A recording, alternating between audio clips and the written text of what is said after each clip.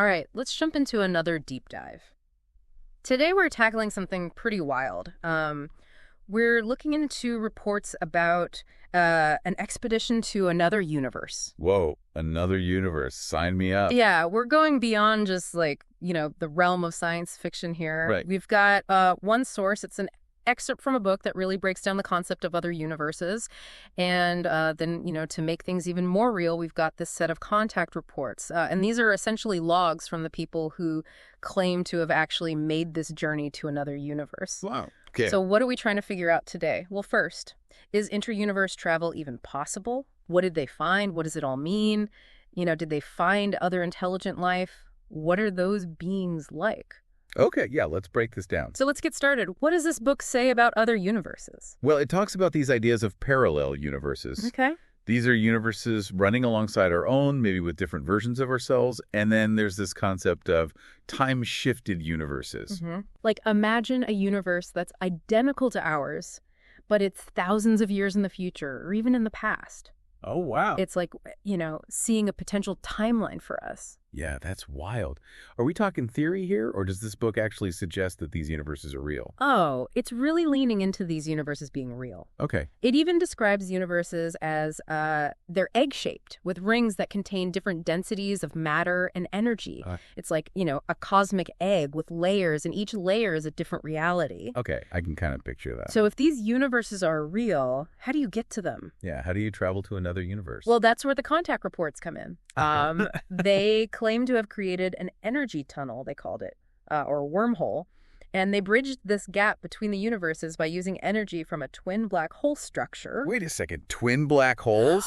That's got to be a level of energy that's way beyond what we can even think about. Oh, yeah, we're talking, an energy level that's several times the mass energy of our sun being released every second. Every second. Every second, just to hold this wormhole open. That's insane. How did they harness that energy? Like, did they have some super advanced technology? Well, and this is an interesting part. They talk about using ancient knowledge, plans, formulas, records, things passed down for generations. Yeah. And they even got help from these beings called the Sonair. These advanced beings help them decipher and implement these plans. Ancient knowledge and advanced beings. This is starting to sound like a movie. Yeah. So where did this wormhole take them? They called this new universe the Plejaren universe. Plejaren universe. Okay. What's it like?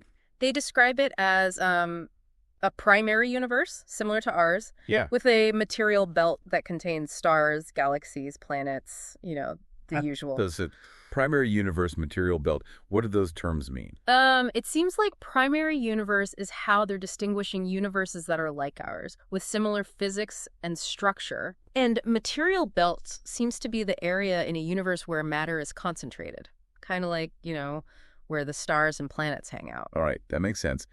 So they found a universe that's kind of like ours, but there's got to be something different, right? Oh, yeah. The Plejaren universe is way younger than ours, like 22 trillion years younger. 22 trillion. Wow. So what did they find there? It must have been like looking at the universe as a baby. It's exactly like that, like a cosmic history lesson. They started with, microorganisms, small life forms, then moved on to primeval forests, animals that sound like dinosaurs, and even a planet with what they call cavemen using stone tools. So they're literally seeing the early stages of evolution happening in another universe. Yeah. Did they find anything, more advanced? Well, they came across this drifting technological probe, and that suggested that there's a more advanced civilization out there somewhere. A probe. Yeah. So they might not be alone in their search for intelligent life. And it gets better. They found a planet with 3 distinct human races on it. Hold on. 3 human races. Now you have to tell me more about this. Well, we're going to have to pick that up in part 2 of our deep dive into the Plejaren universe. Welcome back to our deep dive into the Plejaren universe. All right, you left us hanging with those 3 human races. What are they like? Well, the contact reports describe them as having white, green, and blue skin. Whoa, okay. But the really crazy thing is how they live. They're super peaceful, cooperative, no wars, no crime. They don't even have poverty. No crime or poverty. Yeah. It's kind of hard to believe how they do that. Does the contact report say anything about how they made that happen? Yeah, it's pretty different from our world, huh? The reports suggest that their peaceful way of life might be because of their beliefs. Okay. They don't seem to have, traditional religions. They have this universal philosophy based on something they call the might. The might? What is that? Like a god? Mm-hmm. A force? Some kind of rules? The reports are kind of vague on that, but it sounds like the might is all about how everything is connected, almost like a spiritual way of understanding the universe, you know? And that might explain why they don't fight or why they focus on the good of everyone. Yeah, that makes sense. If your whole society is built on the idea that everything is connected, then, things like greed and violence wouldn't make much sense. Exactly. And their technology, it's advanced, but not like what we have. It actually seems to help them keep the peace. They don't use fossil fuels. Okay. They've got these sustainable synthetic substances that they make from plants. So they're high-tech, but they haven't wrecked their environment in the process. It's amazing. The reports talk about gardens and farms that everyone shares, ethical animal husbandry, all about sustainable living. They found a way to have technology and keep their planet healthy. It's interesting. The reports also mention that their average lifespan is 128 years, and they don't seem afraid of dying. They see it as natural, have these simple burial practices. Yeah, it's a whole different way of looking at life and death compared to a lot of cultures here. Maybe living that long and in harmony makes them more accepting of, the end. You mentioned earlier that they found that technological probe, right? Do the reports connect that to these 3 human races? That's where things get even more interesting. Remember how we were wondering if that probe meant there's a more advanced civilization out there? Yeah. Well, it turns out they followed the probe's path, and it led them straight to the planet with these 3 human races. So this peaceful, utopian society created the probe. That brings up so many new questions.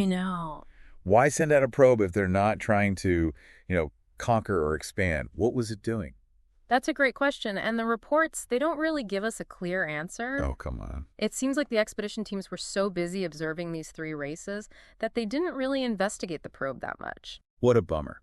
It would have been amazing to see what kind of tech it had, what information it was gathering. Maybe it was just some scientific tool, a way for them to learn about the universe without actually, going there themselves. It's possible. Or maybe it had a purpose, like searching for something or sending a message. We just don't know. It's a real mystery, This peaceful, advanced society with their unique way of thinking, sending a probe out there. Mm-hmm. What were they thinking? And remember, this is just one planet in one universe. Who knows what else they might find out there in the Radern universe? It's crazy to think about. Are there other advanced civilizations out there, maybe even more advanced than these 3 human races, civilizations with technology and ways of life that we can't even imagine? It's exciting and kind of scary to think about. Our deep dive into the Radern universe isn't over yet. We've got more to uncover in part 3, so stay with us. All right, welcome back to our final look at the Radern universe.